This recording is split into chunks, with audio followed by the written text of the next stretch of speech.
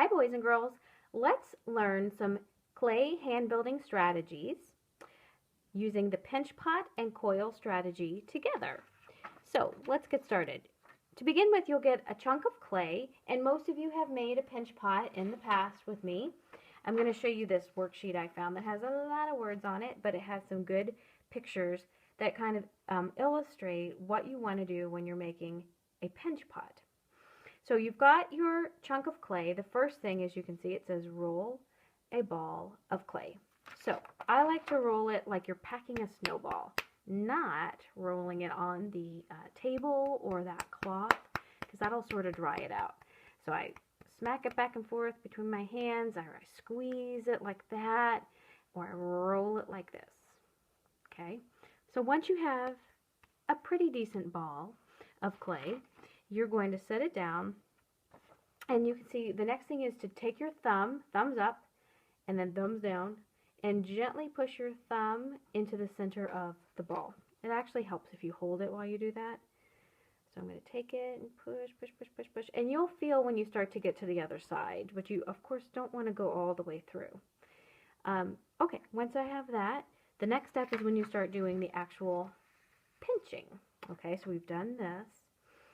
So it says, using my thumb and fingers, I gently pinch to widen the pot. So I like to call it the crabby, where you take your 4 fingers, you put them together, and those stay flat. So it's not pinching like this, it's like this. Okay.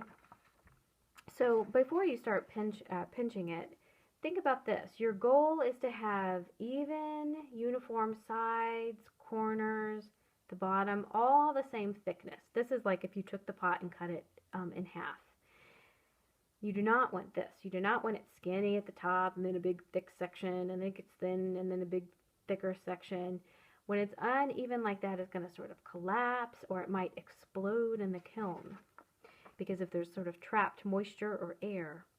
So I'm starting to pinch. If there's trapped moisture or air, it will heat up and kind of pop in the kiln like popcorn does, a kernel of popcorn. So I've started pinching, pinch, a turn, pinch, a turn. And once the hole is big enough, I can start with both of my hands, gently pinching and turning. And the best thing to do is sort of close your eyes for a moment and just feel the thickness between your fingers and making sure that you make it even. It's hard to make a thin bit thicker, so you mostly want to make sure you get it the same thickness and kind of squeeze out the lumps and bumps. Okay? Once you're happy with it and you feel like it's even, you're going to use that sponge with that stuff called slip, which is that mixture of clay and water.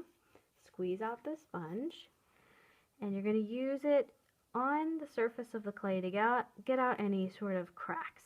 You do not want to add too much, because too much will make your clay too wet, and the walls will start falling in, and it won't hold up. But you do want a little bit. Another thing you can do is just rub it with your fingers like this, or you can use, I have a basket of these little clay scrapers. A lot of them are old like hotel keys, or lids. I've cut plastic lids from like, tubs of, I don't know, hummus or something. And you can start scraping the edges. And that sort of smooths everything out and creates a smooth texture. Texture is an element of art. So we want to kind of start with a smooth, blank texture so that you can add your own texture that you'd like. Okay, so here's a pinch pot. You've done this before. Now let's add a coil. You're going to take a much smaller piece of clay, and with it in your hand, go ahead and start squeezing it out into sort of a rope shape, and then you set it down on your table, and kind of like with the crab where I said you need your fingers straight together, you want your fingers really flat for this. You're only going to roll with your fingers, not the palm of your hand, because if you feel the palm of your hand, it sort of goes up and down, and that's not going to roll a smooth coil. You can get your fingers much more flat and even. So I take my fingers and I get them as flat as I can. And I want to think of like gliding over the surface of the table, not nose diving down like this, but flat and parallel with the table. Okay, I'm a train, not an airplane. I go back and forth. As the coil starts to get wider, I spread my fingers out wider. See that? So my fingers are not staying here in the center. That would make the center really thin. I spread them out. I keep going, keep going. Now, if your coil starts to get too long, it might be easier to cut it in half and start rolling out a smaller section, okay? Let me show you some no-nos. Do not go this way, back and forth with your hands in opposite directions. That's going to twist in the center and break, okay? So I'm going to keep going, going, going. And you want, just like with the pot, you want the coil the same thickness all throughout. I'm going to do that, what I told you about. I'm going to cut it in half and start focusing on just this one coil. Now, you can have thicker coils and you can have thinner coils. I want this one to be kind of like the thickness of a pencil. Okay, so there I have it. Now with the coil, you can start decorating the surface of your pot. And I'm going to actually build up some height on my pinch pot with coils. So to attach them, I need to use slip and the score and slip, let's put them this way, score and slip technique, where I take a clay tool, I scratch the surface that's going to touch the two pieces of clay that are going to touch, okay? I'm going to do the same thing to my coil.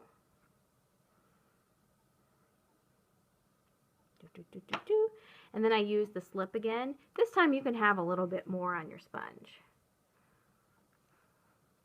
because now I'm using it like a glue instead of a lotion.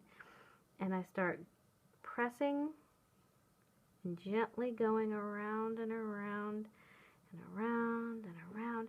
So I'm going to start building up higher and higher. So I have my second coil. I'm going to pick up right where I left off. Scratch, scratch, scratch, scratch, scratch, scratch, scratch. Scratch the coil. Add my slip. And keep going.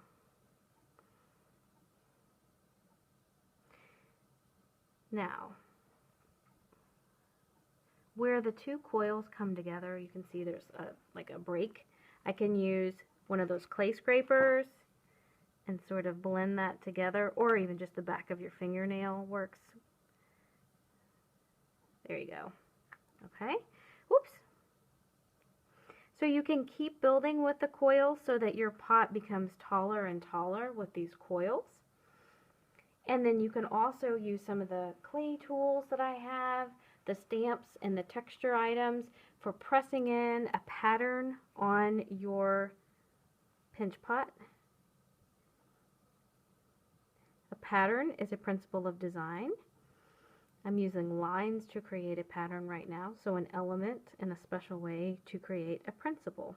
Line to create pattern. It goes all the way around. I'm supporting the inside as I do it so it doesn't collapse. Ta-da! Alright, and now you know how to use the coil and pinch pot strategies together.